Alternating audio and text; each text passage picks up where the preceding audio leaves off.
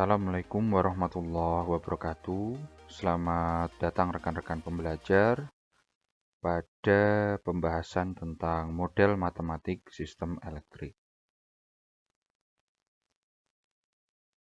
Sebelum kita memulai pembahasan pada materi kali ini, akan lebih baik jika teman-teman telah memahami tentang dasar-dasar pemodelan sistem dinamik, kemudian dasar tentang fungsi alih, dan juga dasar tentang transformasi Laplace. Pada materi kali ini, kita hanya akan fokus pada beberapa hal, di antaranya adalah mengenai pembentukan model matematika dari sistem elektrik, baik dalam bentuk persamaan diferensial, fungsi alih, maupun diagram blok. Sistem elektrik yang akan dibahas meliputi rangkaian listrik yang melibatkan komponen resistor, induktor, kapasitor, dan juga operasional amplifier. Persamaan dinamik dari elemen sistem elektrik diperoleh berdasarkan hukum arus dan tegangan Kirchhoff. Nah, berikut ini adalah hukum arus Kirchhoff dan hukum tegangan Kirchhoff, atau yang sering kita sebut dengan Kirchhoff Current Law atau KCL dan Kirchhoff Voltage Law atau KVL. Kirchhoff Current Law ini berbicara tentang jumlah arus yang memasuki suatu simpul dalam rangkaian sama dengan jumlah arus yang meninggalkan simpul yang sama.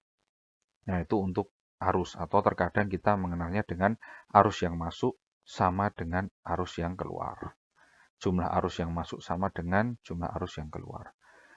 Kemudian untuk Kirchhoff Voltage Law, yaitu jumlah tegangan dalam suatu loop sama dengan 0. Jadi ketika kita menjumpai suatu rangkaian dalam satu loop, maka jumlah tegangan di dalam loop tersebut sama dengan 0. Nah, selanjutnya kita akan membahas tentang elemen sistem elektrik. Nah, elemen sistem elektrik yang pertama adalah resistor. Kita lihat di gambar yang di sebelah kiri, di sini ada suatu rangkaian sederhana atau rangkaian seri dengan suatu sumber tegangan, kemudian ada arus I, dan juga di sini ada satu komponen resistor. Nah, ketika kita ingin mencari tegangan yang ada pada komponen resistor tersebut, maka dapat kita tuliskan menjadi seperti ini, R dikali I. Nah, di sini ada dalam kurung T, maksudnya adalah menunjukkan bahwa variabel tersebut ada dalam domain waktu. Nah, kemudian setelah kita mendapatkan persamaan dalam domain waktu, kita ubah ke dalam transformasi Laplace. Nah, jadi di sini pentingnya teman-teman perlu memahami tentang transformasi Laplace terlebih dahulu. Nah, untuk persamaan di atas, jika diubah ke dalam transformasi Laplace, maka didapatkan persamaan VR. Di sini domainnya berubah menjadi domain Laplace dan ditandai dengan dalam kurung S sama dengan RIS. Fungsi alihnya, nah, karena kita tahu bahwa fungsi alih itu adalah hubungan antara output per input, jadi di sini outputnya adalah VR, inputnya adalah I, maka fungsi alihnya V per I adalah R. Jadi fungsi alihnya adalah R, atau sebuah konstanta. Jika kita representasikan dalam bentuk diagram blok, maka akan ditunjukkan dengan gambar seperti ini. Nah, ini untuk komponen resistor. Nah, sekarang kita beranjak ke komponen selanjutnya, yaitu ada komponen induktor. Nah, komponen induktor ini dia memiliki lambang yang berbeda dengan resistor ya. Dan jika kita ingin mencari tegangan yang ada pada suatu induktor, maka persamaannya pun berbeda. Yakni VL, ini masih domain waktu, sama dengan L dikalikan dengan diferensial dari arus. atau laju arus. Nah, jika kita menemukan suatu persamaan dalam domain waktu dalam bentuk diferensial seperti ini, maka kita bisa katakan bahwa persamaan ini adalah persamaan diferensial. Dan jika diubah ke dalam domain Laplace atau kita lakukan transformasi Laplace, maka didapatkan VLS sama dengan LS kali IS. Nah, perbedaan antara S tanpa kurung dan S dengan kurung di sini, S dengan kurung di sini adalah S yang merepresentasikan bahwa variabel yang disertai dalam hal ini I itu adalah dalam domain Laplace. Begitu juga dengan di sini, S dalam kurung di sini maksudnya adalah menyertai VL yang artinya variabel VL di sini adalah dalam domain Laplace. Sedangkan S di sini dia bukan variabel yang menyertai L, tapi S di sini adalah variabel S itu sendiri yang merepresentasikan diferensial atau laju di dalam persamaan diferensial. Jadi, S ini sebetulnya muncul karena kita mentransformasikan ke dalam domain Laplace sebuah diferensial dari arus. Jadi, dI dt ditransformasikan Laplace menjadi SIS. Nah, kemudian fungsi alihnya dengan kita merepresentasikan VL sebagai output dan I sebagai input, maka fungsi alihnya adalah LS, L kali S. Nah, diagram bloknya menjadi seperti ini. Ini untuk komponen induktor. Nah, selanjutnya adalah komponen kapasitor. Nah, komponen kapasitor berbeda dengan induktor tadi. Untuk mencari tegangan yang ada pada induktor itu arusnya komponen L dikali nilai L dikalikan dengan diferensial arus. Kalau di sini 1/C dikalikan dengan integral I dt. Nah, jadi integral arus. Jadi tegangan yang ada pada kapasitor itu sebanding dengan akumulasi arus atau integral arus terhadap waktu. Nah, kemudian jika diubah ke dalam domain Laplace atau kita lakukan transformasi Laplace, maka didapatkan 1/CS kali IS. Dan jika diubah ke dalam fungsi alih menjadi VC per I sama dengan 1/CS. Nah, sekali lagi ini dengan kita merepresentasikan bahwa VC sebagai output dan I sebagai input. Nah, diagram bloknya seperti ini. Selanjutnya, komponen yang selanjutnya atau elemen sistem elektrik yang selanjutnya adalah operasional amplifier atau yang sering kita sebut dengan istilah op-amp atau dengan singkatan op-amp. Nah, op-amp ini memiliki beberapa sifat-sifat ya. Di antaranya adalah gain K yang ada di dalam internal op-amp itu sendiri, dia nilainya sangat besar, yaitu bisa mencapai 10⁵ sampai 10⁻⁷ kali. Nah, sedangkan sifat yang selanjutnya adalah op-amp ini dia memiliki dua masukan yang masing-masing masukan itu memiliki potensial yang berbeda, yakni positif dan negatif. Kemudian sifat yang lainnya adalah impedansi masukan sangat besar sehingga arus input mendekati 0. Nah, kemudian sifat yang lainnya adalah ketika kita ingin menghitung tegangan keluaran dari op-amp, maka secara garis besar atau secara umum persamaannya adalah VO sama dengan K dikali selisih tegangan antara V1 dan V2. Nah, ini sifat-sifat umum dari op-amp. Op-amp sendiri terdiri dari dua. Yang pertama adalah non-inverting amplifier. Dan yang kedua adalah inverting amplifier. Nah, sekarang kita akan berbicara terlebih dahulu tentang non-inverting amplifier.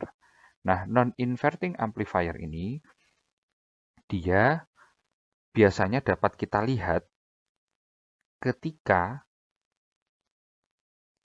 bagian negatif dari op-amp itu bertemu dengan ground. Nah, Kemudian beberapa hal yang perlu kita ketahui dari non-inverting amplifier adalah arus I, ya, di sini ya, arus input atau arus ini ya, di bagian sini, itu setara dengan tegangan yang ada pada A dibagi dengan R1. Nah, kemudian sedangkan bagian feedbacknya itu dapat kita tulis VO atau tegangan keluaran dikurangi VA. VA itu adalah tegangan yang ada pada titik A ini. Dibagi dengan RF atau hambatan feedback. Nah, pada kondisi ideal, I0 itu mendekati 0. IO ya, ini I di sini, I yang masuk di sini itu mendekati 0. Sehingga tegangan internal yang ada di sini 0 juga. Nah, jika kita ketahui bahwa kondisi ideal ini tercapai, maka VA, V yang ada pada titik A, itu nilainya sama dengan VI. Nah, kemudian, di sini ada penjabaran dari persamaan yang telah kita dapatkan sebelumnya, di mana arus input sama dengan arus feedback, karena kondisi ideal ini tadi, VA sama dengan VI, sehingga I input sama dengan I feedback, atau bisa kita tuliskan menjadi seperti ini, VA per R1 sama dengan VO min VA per R feedback, sehingga didapatkan persamaan seperti ini. Nah, kemudian untuk keluaran dari sistem dari persamaan ini, bisa kita dapatkan VO sama dengan 1 plus R feedback dibagi RI, dikalikan dengan VI. Nah, jika persamaan ini kita ubah ke dalam bentuk fungsi alih atau kita transformasikan Laplace terlebih dahulu, maka didapatkan fungsi alih dari komponen op-amp non-inverting ini adalah 1 plus RF per R1 atau R input. Nah, jika kita representasikan dalam diagram blok, maka akan tertulis seperti ini. Nah, kemudian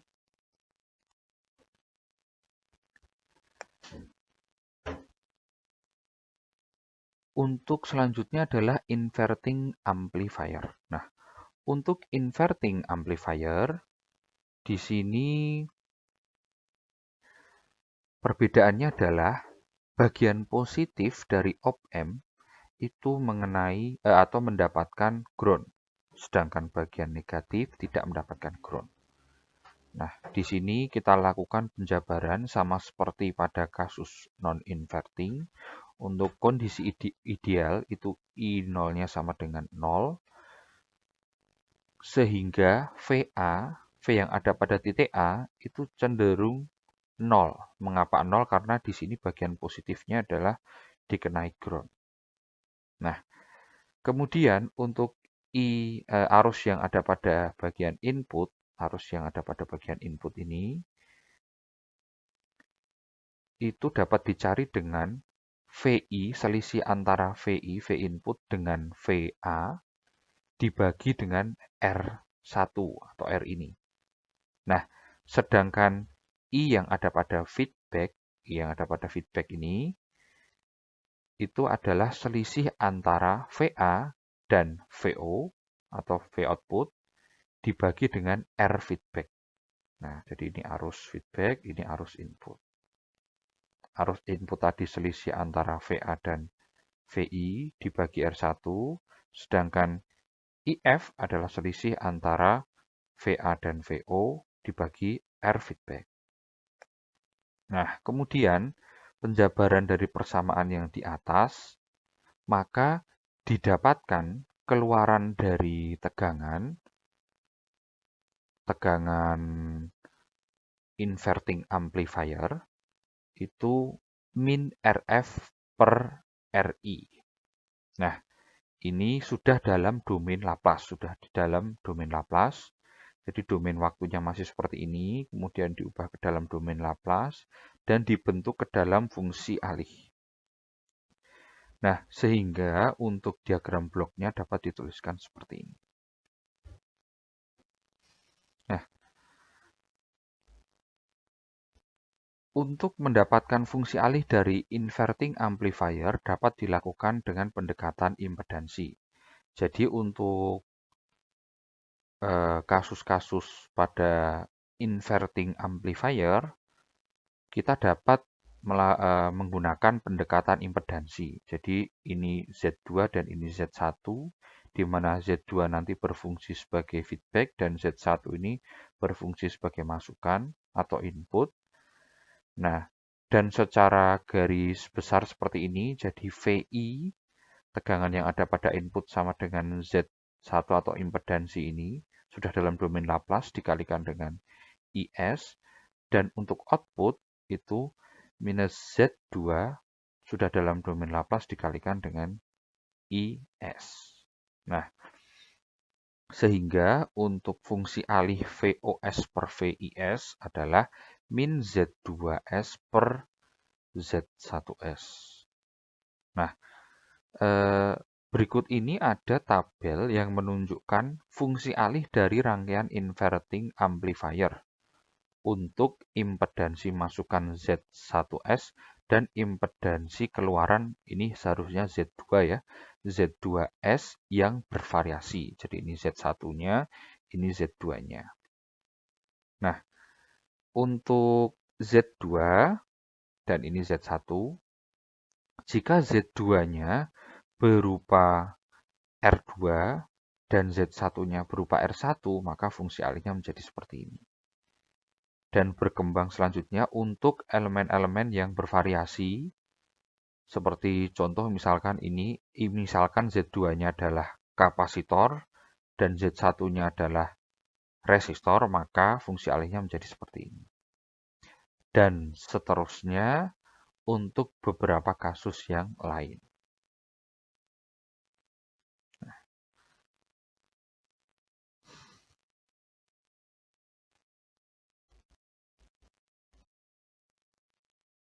Nah, sekarang kita beranjak ke contoh soal. Nah, silakan diperhatikan rangkaian operasional amplifier berikut. Jika kita perhatikan, rangkaian operasional amplifier berikut ini cenderung kepada non-inverting. Mengapa? Karena bagian negatifnya mendapatkan ground.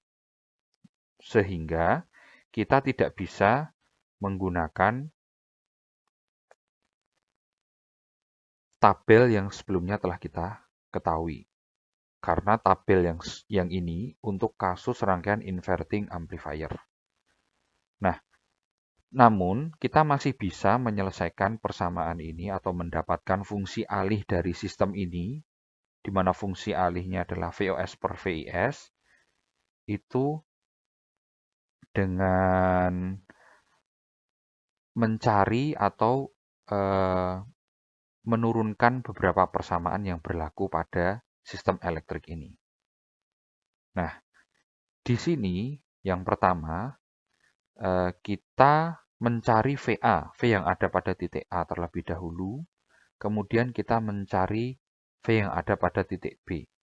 Nah, jika kita lihat V yang ada pada titik A, maka dapat kita cari dengan cara seperti konsep rangkaian pembagi tegangan. Nah, dalam hal ini, VA itu dapat dicari dengan cara R yang ada nilai R1 dibagi dengan impedansi gabungan antara C dan R1, namun dalam domain Laplace. Jadi, VA di sini dalam domain Laplace sama dengan R1 dibagi dengan, jika di sini ada C, kita ubah dalam domain Laplace menjadi 1 per CS, Jadi V pada titik A menjadi R1 per R1 plus 1 per CS dikalikan dengan V1. Jadi seperti ini. Nah, di sini tertulis VI, namun di dalam gambar di sini tertulis V1 ya. Namun sebetulnya sama. Nah, kemudian disederhanakan sehingga didapatkan persamaan seperti ini. SR1C1 per SR1C1 plus 1 kali VIS. Nah, kemudian sekarang kita mencari tegangan yang ada pada titik B. Nah, kita perhatikan tegangan yang ada pada titik B ini hampir sama ya dengan titik A.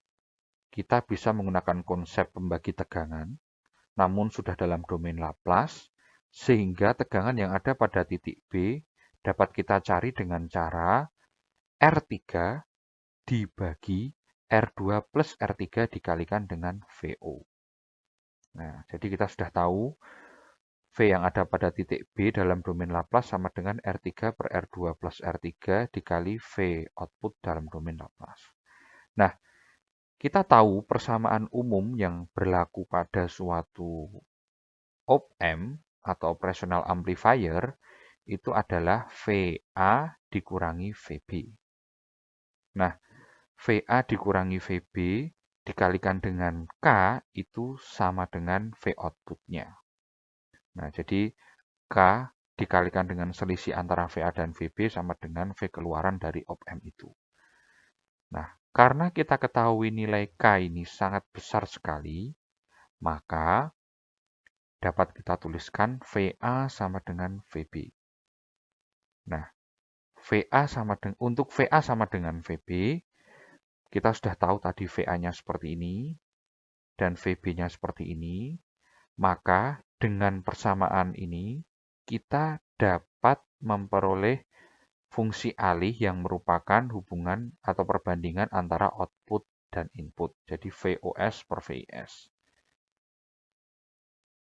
Jadi kita dapatkan VOS per VIS seperti ini. Di sini R2 plus R3 dibagi R3 dikali SR1 kali C1 per SR1 kali C1 plus 1. Sama dengan 1 plus R2 per R3 dikali S per S plus 1 per R1 kali C. Nah, jadi ini adalah hasil akhir dari fungsi alih VOS per VIS untuk rangkaian operational amplifier yang ada pada contoh. Nah, jadi demikian kira-kira proses penyelesaiannya. Nah, sekarang teman-teman bisa mencoba melatih diri dengan mengerjakan soal ini. Jadi di sini ada sistem rangkaian RC paralel yang di dalam rangkaian RC paralel tersebut EO di sini EO di sini consider as output, jadi dianggap sebagai output, tegangan output, sedangkan EI di sini adalah tegangan input. Nah, untuk keluarannya adalah tegangan output EO dan masukannya adalah tegangan input EI, maka tentukan model matematika dari sistem rangkaian RC paralel ini dalam bentuk fungsi alih. Nah, silahkan nanti teman-teman bisa digunakan sebagai latihan.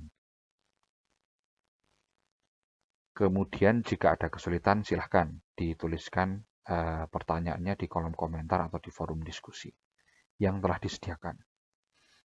Nah, ini ada beberapa kesimpulan yang telah kita pelajari hari ini. Yang pertama, beberapa elemen dalam sistem elektrik diantaranya adalah komponen resistor, induktor, kapasitor, dan operasional amplifier. Kemudian tegangan pada resistor sebanding dengan besarnya arus yang mengalir. Kemudian tegangan pada induktor sebanding dengan laju arus. Tegangan pada kapasitor sebanding dengan akumulasi arus. Dan yang terakhir, operasional amplifier atau op-amp secara umum terbagi menjadi jenis inverting dan non-inverting. masing-masing memiliki fungsi alih atau persamaan model yang berbeda. Nah, kira-kira itu yang telah kita pelajari hari ini. Terima kasih. Sekian penjelasan dari saya tentang model matematik sistem elektrik. Tetap semangat dan sampai jumpa.